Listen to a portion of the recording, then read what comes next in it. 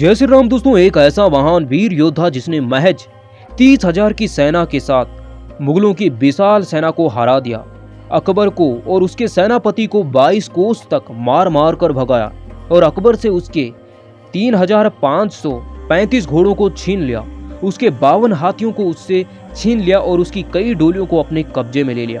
जय श्री राम दोस्तों, मैं हूं आपका दोस्त राणा भाई। तो दोस्तों, आज की इस कहानी को शुरू करते हैं। एक बार अकबर को जूनागढ़ को देखने की इच्छा हुई और जूनागढ़ को जीतने की इच्छा हुई। अकबर ने 1576 में अपनी 1 लाख की विशाल सेना के साथ वहां जूनागढ़ की ओर निकल पड़ा। जब इस बारे में जूनागढ़ के नवाब को पता चला तो वहां नावनगर के राजा जलसत्ताजी जडेजा से मदद मांगते हैं।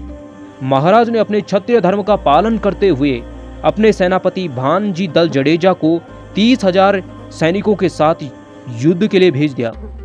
भानजी दल जडेजा ने अस्त्रों की पूजा की, माता की पूजा की और जूनागढ़ की ओर निकल पड़े।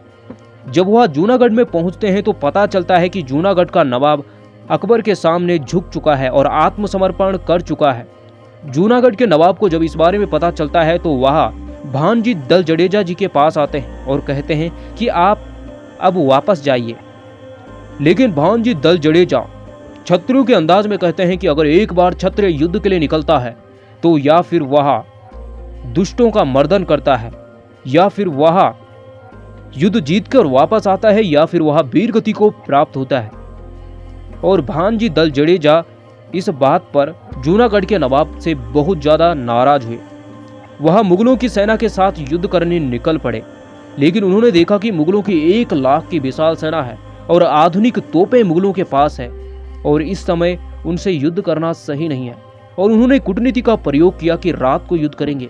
जैसे ही रात हुई, वह अपने 50 सैनिकों के साथ मुगलों की छावनी में जाते हैं। जहां जहां पर उनकी तोपें थी, उन्हें कीलों के मुंह से, लोहे की बड़ी बड़ी कीलों से उन तोपों का मुंह बंद किया जाता है। फिर वह अपनी 30,000 की सेना के साथ मुगलों की 1 लाख की विशाल सेना से जा टकराते हैं। इस युद्ध में मीर खान मुगलों का प्रतिनिधित्व कर रहा था और साथ ही में थोड़ी दूर पर अकबर भी मौजूद था।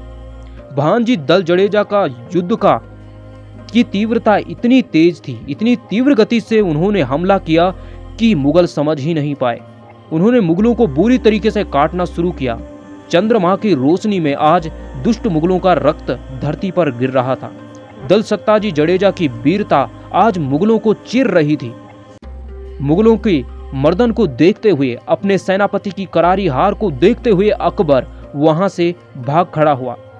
उसके बाद अकबर का सेनापति मीर खान भी युद्ध भूमि को छोड़कर भाग पड़ा।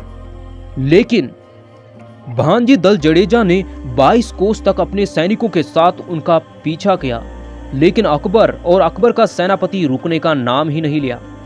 अकबर डर के मारे युद्ध भूमि से भाग गया, लेकिन वह युद्ध भूमि में अपने 3,535 घोड़ों को छोड़ गया था। वह वहां पर अपने 52 हाथियों को भी छोड़ दिया था डर के मारे, और वह कई डोलियों को भी वहां पर छोड़ गया था।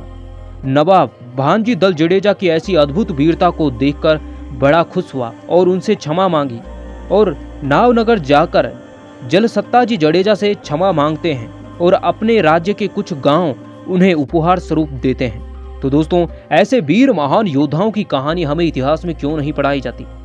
इतिहास की पुस्तकों में यह कहानियां तो है, लेकिन वह पन्नों के नीचे दबी हुई है। कभी भी वह सिलेबस में नहीं पढ़ाई जाती। ऐसा क्यों? जय श्री राम दोस्तों, तो फिर मिलेंगे एक ऐसे ही वीडियो के साथ। तब तक के लिए जय श्री राम, जय हनुमान।